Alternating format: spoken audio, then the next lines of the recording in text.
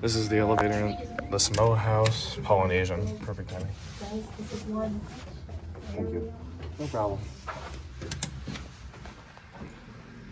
This is the elevator in the Samoa house, Polynesian resort, Disney World. Another elevator that was modded with Series 1 and now M2. Yeah, they hit all of them. Grand Ceremonial House got the mod as well.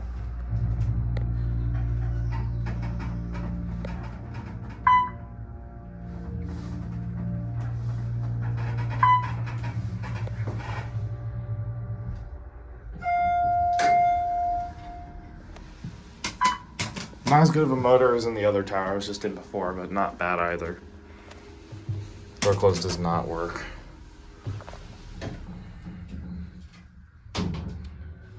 Same elevator, just looks exactly the same, runs the same. It's the exact same as basically every other elevator in Disney now, since they do this same mod on all of their elevators.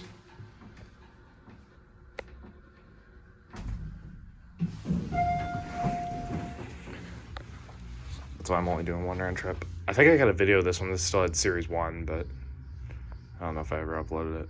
I'll see if I can find it. There it goes, and that's it.